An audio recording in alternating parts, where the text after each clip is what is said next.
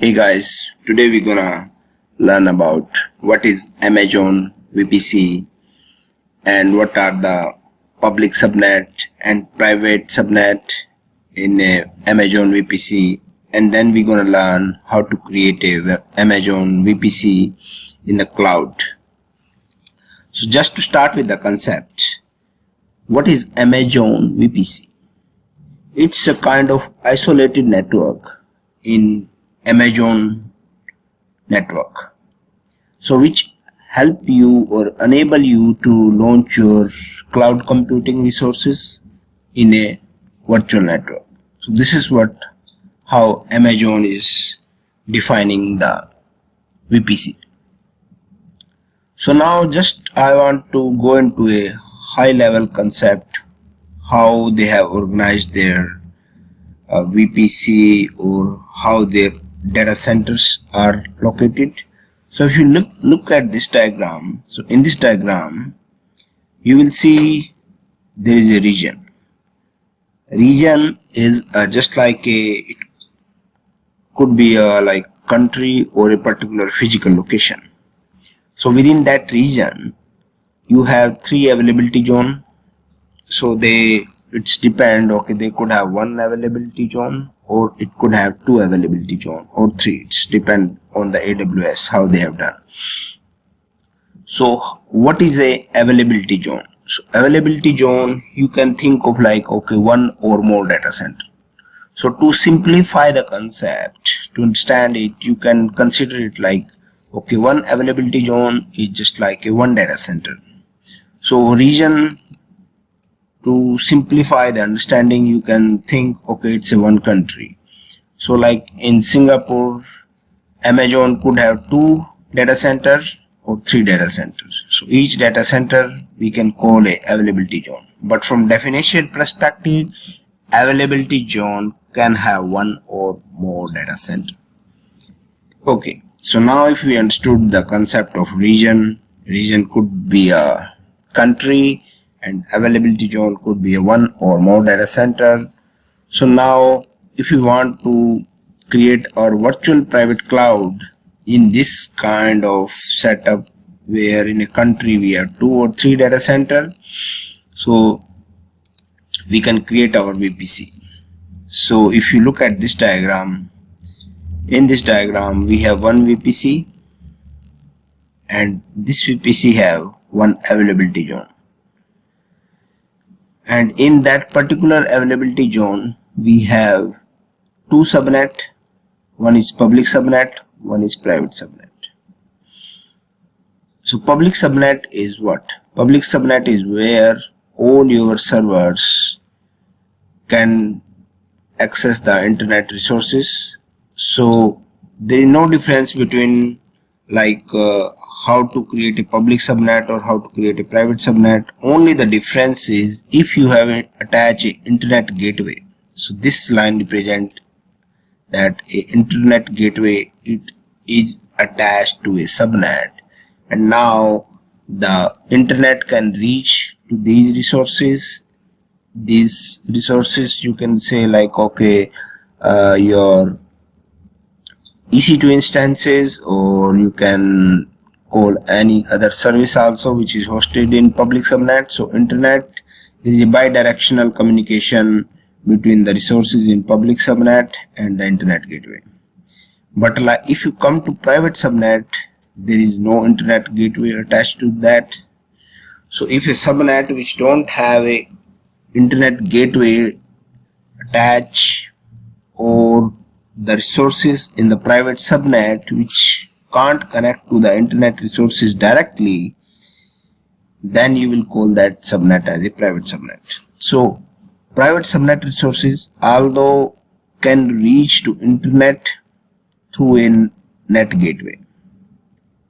So when a resource like a database server, if you want to install a patch on a database server, so then they will go through this route, and from net gateway, then net gateway will go through this path and try to download any patch or any software utility and then install on this database servers. So internet is not aware that database servers are talking to internet. Internet is just aware that NAT gateway, which is a public public subnet resource, so that is talking to internet. So they are hidden behind the scene. So now coming to the another concept, like, can a VPC have multiple availability zone? Yeah, the answer is yes. So one in this diagram, if you see, one VPC can have multiple availability zones. So zone A and zone B. And so each availability zone can have one or multiple subnet also. So here in this diagram we have only one subnet, and in this diagram one availability zone have two subnet. So this is the concept of what we understood so far now is what is a region. So in a region we can have multiple availability zone, and if you want to configure our virtual private cloud, so in virtual private cloud we can have multiple availability zone, and each availability zone can have multiple subnets, one or more subnets we can say. And what is a public subnet? Public subnet is the resources in public subnet are able to access the internet. So, and even internet is able to reach to them, and you can attach the elastic IP to them, which I am highlighting over here. But private subnet don't have access to internet directly, and neither internet can reach to them directly, can't talk to them, so you can say like that. So they don't have like a inbound or ingress connection from internet to database. So generally private subnets are mostly used for like your database servers. You can keep over there any other storage or data store kind of thing, and still like many organizations like to place their even like application servers also in the private subnet. Okay, so now the time to go and create a VPC and create a public subnet and a private subnet. So now we're gonna start. So now you click on the create VPC.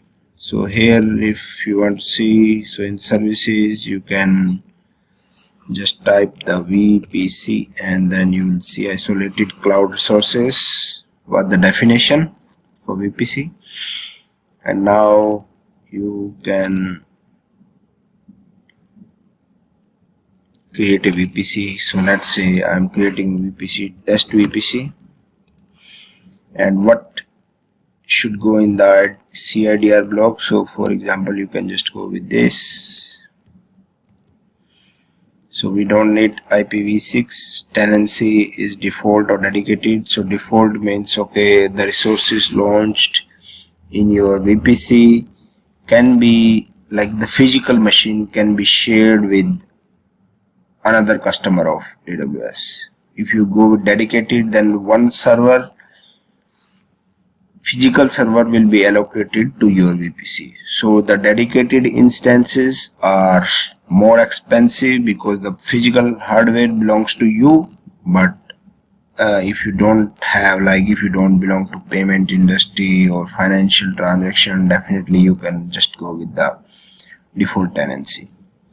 So it's depend on what's your organization security requirements are there, how much sensitive data you wanna keep. So based on that you can take a decision based on what your customer sensitivity around security. So all those things are the factors to decide upon this. So now our VPC is done. So now if you want to create a subnet, so just click on the create subnet and we can say test VPC subnet public. Then we can choose, okay, this is the VPC, and then for CIRD block, CIDR block, so you can just copy paste this.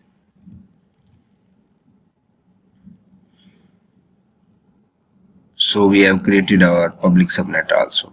But one important thing I just want to highlight over here, this subnet is not still a public subnet. Yeah, so now the time to make this subnet a public subnet. So we have to go to internet gateway, create an internet gateway here.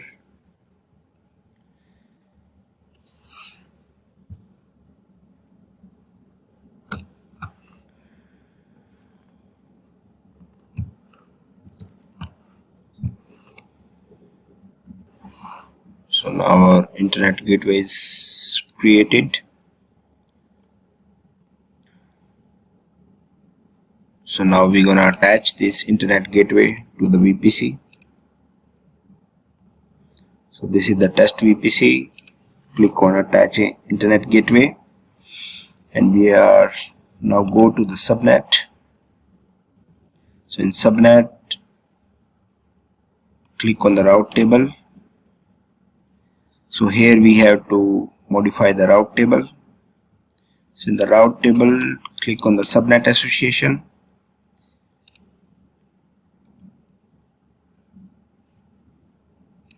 Sorry, I think we have to go to the routes instead of subnet association. So click on the edit routes, add route. So here destination means where you want to connect. So we are putting this address, so it means it can go to any resource on the internet, and the target is via which mechanism you want to go to this target destination. So I'm gonna select internet gateway, and then it's gonna give me test IGW. So this is the internet gateway which we have created. So now we are good. So from here now you can see you have a public subnet. For a private subnet, you no need to attach any internet gateway. It will be a simple process. Just create another subnet and just you can put any naming convention. So that's all for today. I think we have covered okay, what is a region, what is availability zone, what is a VPC, and how to create a public subnet in a VPC, and same way you can create a private subnet. Only just what you have to avoid is you are not supposed to attach a internet gateway to that private subnet. Yeah, so that's all for the day. If you like video, please give a thumbs up and subscribe to my channel Better Talent. Thank you so much.